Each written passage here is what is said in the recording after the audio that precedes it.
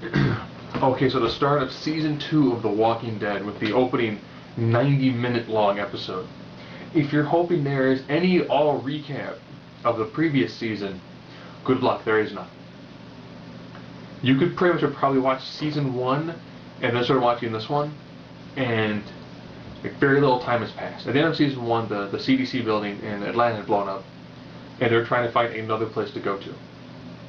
So of course they're on the road when they've kind of hit a spot where I'll just refer to it as a highway graveyard. Just a ton of abandoned cars. The RV breaks down. So they're trying to repair the RV. They're also trying to scavenge all these cars, for spare parts, fuel, food, clothes, weapons, anything. And as this is going on, you see a zombie, and 2 zombies, and then a herd. One thing this TV show does remarkably well is they have this really tense human drama going on, and then all of a sudden you realize, oh, that's right, the world has kind of been taken over by zombies. You got people who kind of want to leave the group because they're tired of the dynamic and of the structure. And while this is going on, the herd, they think the herd is past. No, there are a couple of stragglers. Sophie, the little girl, takes off running. Now, of course, I am skipping over bits and pieces here and there because I don't want to give away the whole thing. And then the sheriff tries to go to find her. Finds her, saves her from the 2 walkers, defeats those 2.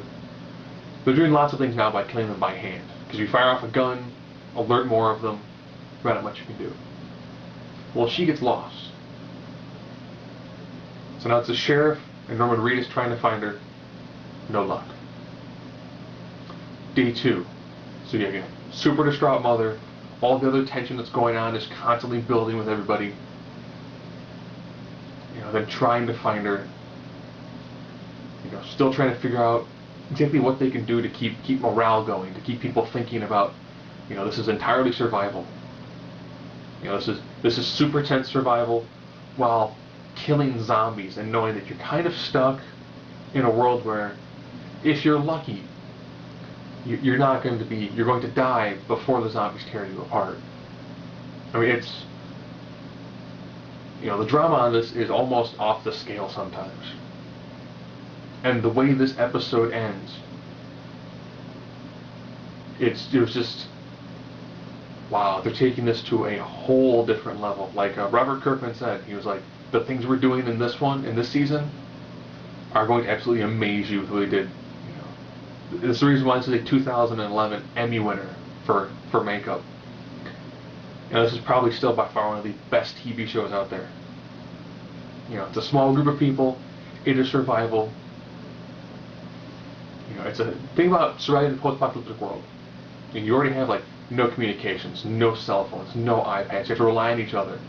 You can't go to the grocery store. You don't have enough time to build your own residency and to do a small agrarian society. Essentially, you have to be a hunter-gatherer nomad.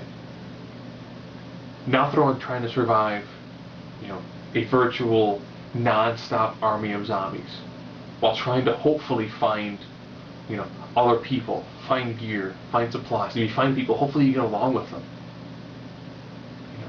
You can tell at the end of the first season, it's a tight-knit group of people. But over time, there's that constant fear and threat of any moment potentially being your last. And meet an absolutely gruesome fate. It's starting to tear these people apart a little bit. And I can say this about the character that Norman Reedus plays is still, the fact that he is, killing zombies close quarters, and if he can't get close quarters, he's using a crossbow. I think that's absolutely, I think in video games like the House of the Dead series and stuff like that, even Left 4 Dead, anything deals with zombies, I'm almost thinking we've gotten so used to seeing, shotguns and machine guns, I really think they start throwing in crossbow. Think about it. You can get a clean shot, you can get a clean kill, and then you know what? You walk over, pull your bolt out, or if it's a bow and arrow, pull your arrow out, clean that guy up, and you're ready to launch into another one. An absolutely fantastic job. Like I said, I left out bits and pieces of what happened in this first episode, because if you liked the initial series, by all means, you are going to absolutely love the direction this one's going. And think about it, it's only the first episode. Okay, so here we are, Season 2, Episode 2 of The Walking Dead on AMC. The very opening scene dealt with how Rick's wife and son dealt with the news that he was shot from essentially the first episode, which dovetails in beautifully to Rick's son, who was shot at the end of the last episode. They were lucky that the house that the guy came from, the guy who was hunting the deer, does have a person with medical training. So the bulk of this one actually deals with, them trying to get Rick's son, trying to take care of him, trying to make sure he's alive, trying to take out bullet fragments. Shane goes out with Otis, the guy who shot Rick's son, trying all the medical supplies they need, or else Rick's son is not going to make it. So as of right now, the group currently was in 3 places. You had Shane and Rick, who were with Rick's son. They're currently at the farmhouse. The people who were looking for Sophie, who again still did not find her. And then you had the old guy and T-Dog, who were at the RV trying to gather random supplies. There's a really tense moment where T-Dog's kind of like, they think that we're the weakest links. And ends up being because he's got a ridiculous fever. By about this time, the group that's trying to find Sophie actually met up with someone from the farmhouse. So Rick's wife is going to the farm, so everyone else is going back and relaying the message of, his son got shot, there's a farmhouse. So now you go from them being in 3 groups, 2 of them again being in 3 groups, with Shane and Otis trying to get the supplies that they need, Rick, his wife, and his son with the doctor, and everyone else trying to figure out what is they're going to do. And ironically, much like was mentioned last time, where Shane was getting ready to leave, everyone else who's not at the farmhouse or currently at their way at the high school where the medical supplies are, is thinking their best bet's going to be, the group is broken up, they're getting weak, they can't keep on staying where they're at, they have to move. And ironically, this one was pretty much just straight tense drama. Essentially, I think there's the one zombie attack that happens in the forest, and then there's the massive amount of zombies that had to be at the school that was later turned into a FEMA shelter. And of course, this one ends with Shane and Otis kind of pinned in a corner with an army of walkers coming at them. This is still probably one of by far the best TV shows that is currently on TV. Okay, so here we are at another episode of The Walking Dead. I think now we're actually at the midway point of this small mini season. Not that much in the way of zombies. People have actually been complaining that there's less zombies and it's more of just the actual human drama, people trying to survive in a world overtaken by zombies. And again, you get a lot of this.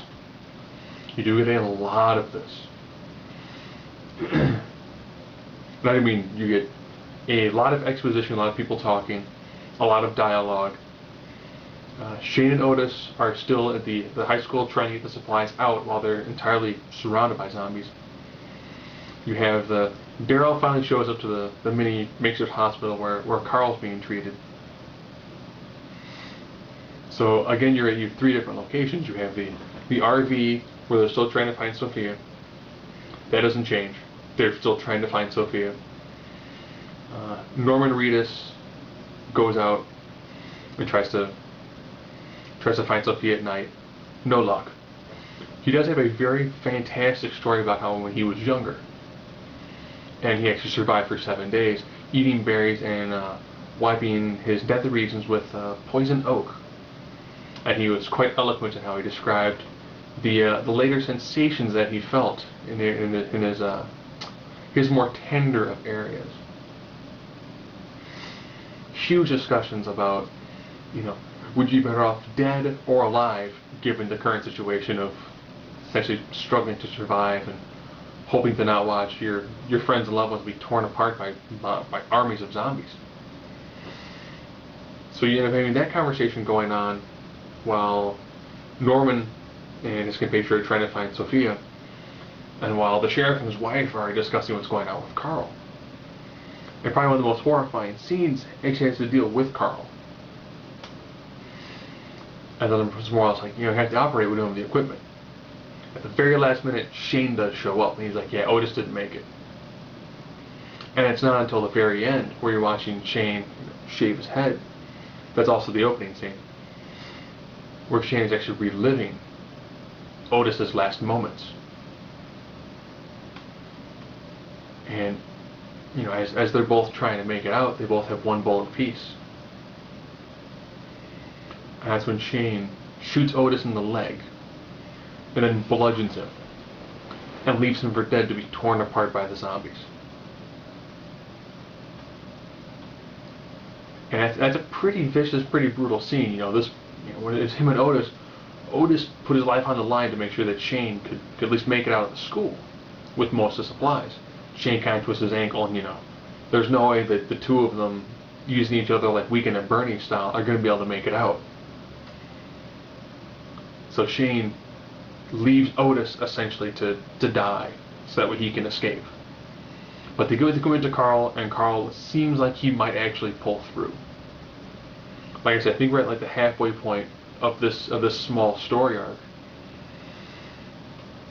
And it does seem like, hopefully they find Sophia. If they find Sophia, then they've got everyone they need, everyone's all patched up, they've got all the supplies they need, then they'll keep on moving again. And so, like in the last episode, you essentially have your 3 different locations. You have the Makeshift Hospital farmhouse, where great dialogue, really fantastic drama. It is the epitome of what it takes for humans to survive. Then you have the high school, which is just teeming with zombies. That's the bulk of your zombies this time, as well as the RV stuck on the highway. If you're looking for a bunch of zombies, you're better off to kind of skip to like the last 10 minutes. And that's you'll see your most amount of zombies. If you want to see the actual human elements in the drama, by all means, this entire episode is just absolutely overflowing with them. Okay, so far this season of The Walking Dead, there's been a lot of complaints of a lack of zombies and primarily being a drama. And this episode, of course, kind of continues that path. You still have Shane kind of dealing from the fallout of what happened in the previous episode, where he was going out with somebody to go to the high school to get supplies. They were being chased. He then shot and bludgeoned the man he was with so that he could survive. So he's still dealing with some of that fallout. That was the main revelation of the last episode. Carl has pulled through. There's still that, should we stay with these people? Should we go? Should we leave? There's also probably one of the most bizarre scenes so far, got dealt with the zombie. Again, you see like one zombie this whole episode. Is the Asian guy, his name is Glenn. Glenn goes out with the farmer's daughter to go get some supplies. One of which is a very specific feminine product. He accidentally grabs like a box of condoms. The farmer's daughter's like, "Oh, you have a girlfriend I don't know about?" And he was like, "No, no, I would never, So that perfectly played off befuddled, yeah, I kind of like you, oh, hey, you saw me with a pack of condoms, sort of dialogue. And then she more or less goes, well, I'll have sex with you. He's like, wait, what? I'll have sex with you. Oh. And then they engage in sex in a pharmacy.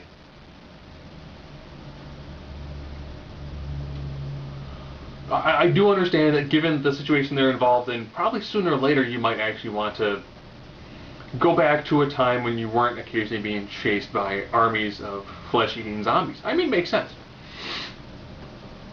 And the one zombie they find is actually in a well. First of all, we'll just shoot the zombie. No, let's try to drag the zombie out of the well. And of course, the zombie primarily being fully laden with water, they get it towards the very top, and then it splits into 2 pieces. So you now have, zombie blood and guts and visceral mass pouring into the well, and then the upper torso kind of flailing.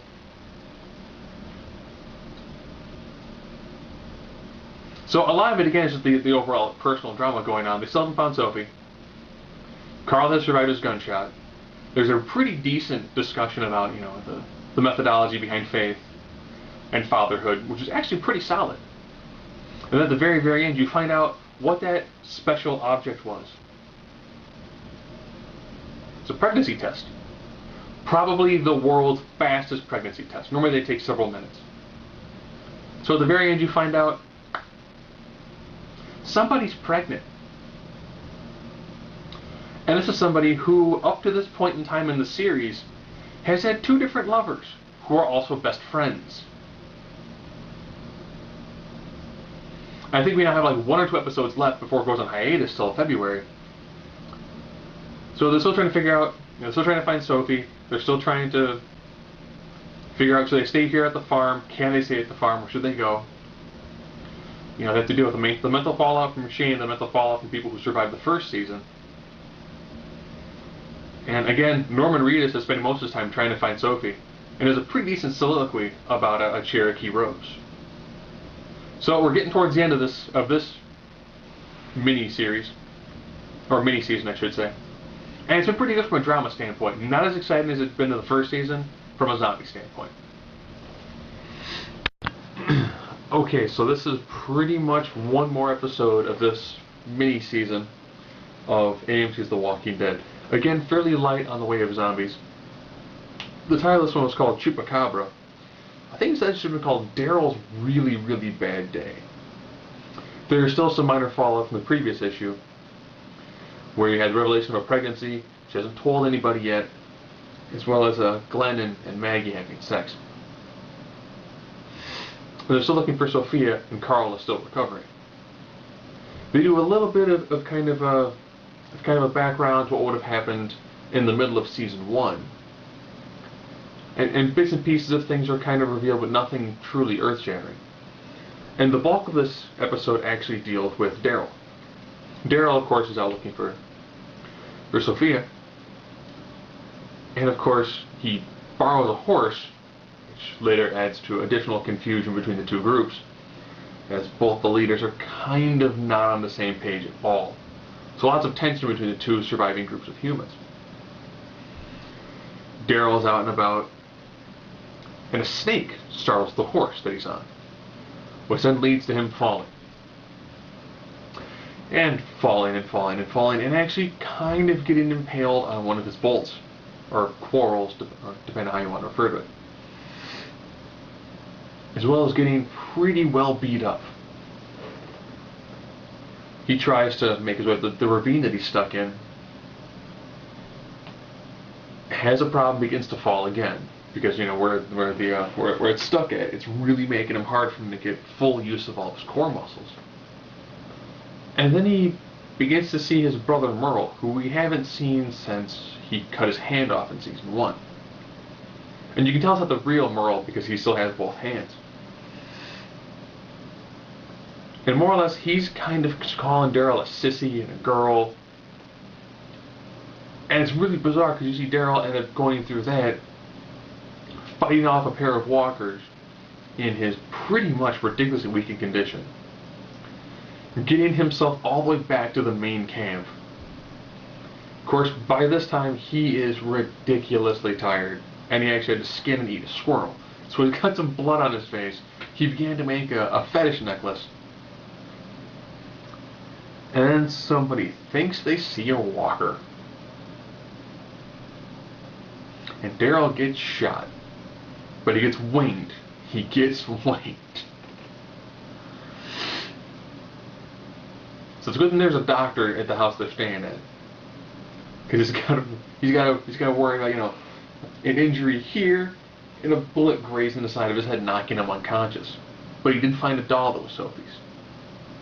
So that having been said, they got some idea that he might still be alive. Mitch might still be alive. However, Shane and Rick are going back and forth about, it's been so long. I see we cut our losses and keep on going. There's no reason to keep on stretching our group this thin. It's just not working out. And the big revelation of this episode, Maggie and Glenn are kind of passing notes back and forth during a kind of a group dinner, almost like a Thanksgiving sort of. And then when she finally reads the note, it's like, oh, what about kind of like a roll in the hay? Glenn then goes into where they're storing their hay and finds a small group of walkers.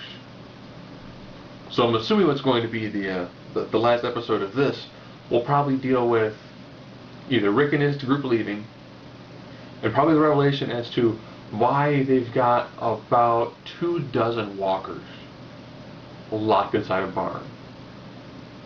Which would probably be why they've mentioned they've never had a problem with walkers. Well, if you're not shooting anything, so you just capture them and throw them into a barn, it might make it pretty easy to not really have a problem. Toss them in the barn, no way to get out, lock the doors, you really don't do a whole lot. So all in all, this one had more zombies than the previous one, and the fact that it had 2 beyond a small army of them. So again, fairly zombie light, and we still don't know. We know somebody is pregnant. We know who she is. Don't quite know who the father is yet. Don't know if we'll find that out this season or not. Okay, there is actually one more episode before this mini season of, this mini partial season of The Walking Dead Season 2 is complete. So I guess it's 7 episodes, not 6. But there will still be additional episodes, I think, sometime in February. So, as you know, the fallout from the last one was the walkers in the barn.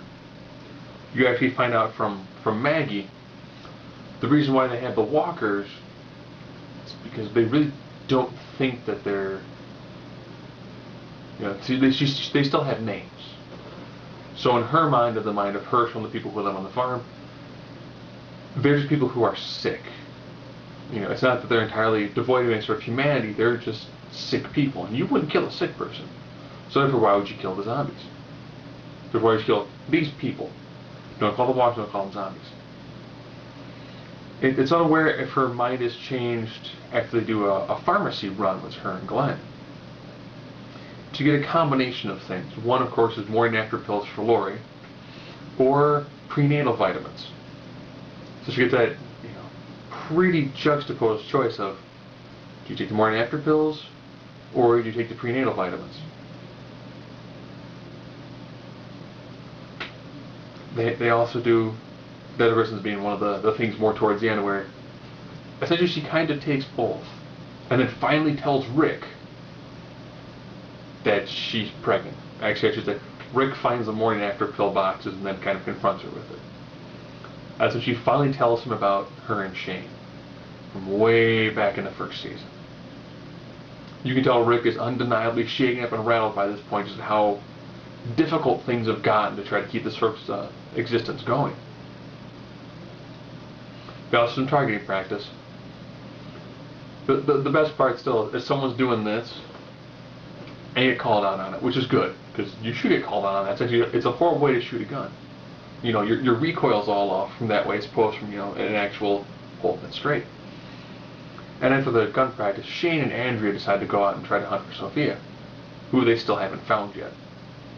This leads, of course, to one of your actual large amounts of walkers in the small subdivisions they're in, as well as people who apparently tried to make a stand, and then, while being unsuccessful, decided to burn themselves to death. And then, of course, on the ride back, we get the second awkward sex scene where Shane and Andrea essentially have sex in the car on the way back. So you got more walkers. They still haven't found Sophia, and they got one more episode to go. So the things to deal with now are they going to find Sophia in the barn full of walkers? The pregnancy part going out far from this mini season, it should finally come to pass. Enough people know about it, and it seems that while they constantly struggle with the ideas of, could you have a decent life given this sort of time? Is there any hope? There's some really powerful and difficult things to try to tackle, while at the same time dealing essentially in a world overrun by zombies. Again, probably still one of the best series on TV. But one more episode before it goes on hiatus till I think February. Okay, so here we are at the mid-season break for The Walking Dead, episode 7. I thought it was going to go to 6, actually goes to 7, and it's going to finish off in February. An odd month to continue zombies, but anyways. Most of the season is bubbling to a head with the Herschel group and Rick's group coexisting on the farm. Recently, Glenn was made aware of a barn full of walkers. This time he finally reveals to the group that there is a barn full of walkers, which then leads more to the schism of the group in between Shane, who wants to be more proactive and essentially kind of start killing walkers, and Rick, who's trying to do more of the diplomatic, let's see if we can work with Herschel. You know, my wife is pregnant, we have to try to stay in this area where it's fairly well insulated. We have food, we have medical supplies, we have everything that we need to try to survive and to try to have a more normal life as opposed to constantly living on the run.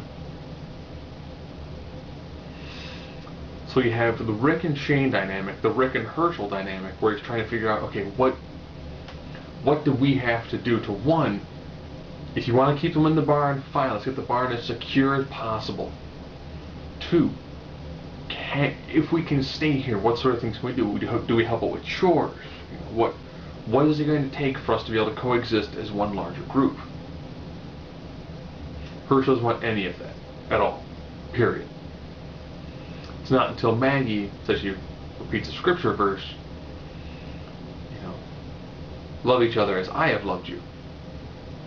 Speaking, of course, of one of the new commandments that Jesus gives, which, of course, is the most important commandment of the New Testament. It's to love each other as I have loved you. And kind of saying, if you send them out into the wilderness, it is a death sentence. Period. Just period. You still have some of the interplay going on with some of the other characters. So you kind of have the following like large scenarios. Most people now know that Lori is pregnant. Everyone now knows there are walkers in the barn. Rick goes out with Herschel because they do find some walkers who kind of get stuck in something kind of like a quicksand. And they retrieve them by essentially using the noose on a stick and taking them back to the barn. Around this time, Shane goes off to hunt down the guns that Dale has ran off with. And then Shane comes back as full of testosterone as absolutely possible and decides the best thing to do is to arm everybody and, of course, assault the barn. And more or less break all of Herschel's preconceived notion these are just sick people, that they're actually, you know, they're the walking dead. So they more or less, Shane breaks open the barn. And then in a blaze of glory, they gun down every single walker in there. Like, probably wondering, do they find Sophia? Yeah, they do. She's the last walker to leave the barn.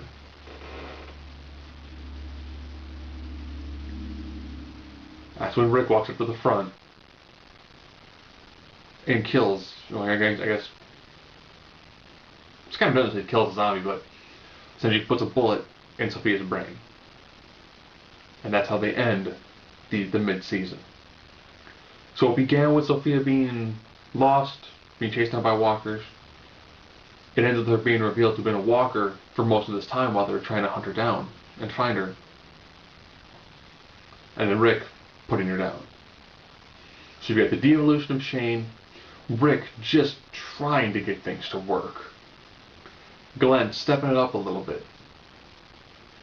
And it, you know, less in the way of zombies, more in the way of the overall personal interaction and drama. You know, and they did end it definitely by kind of entirely just closing the loop on this whole sequence here. And the fallout from killing Sophia in front of everybody is probably going to be pretty traumatic, which will actually make these next 2 months probably seem pretty long until we hit February when the second season continues.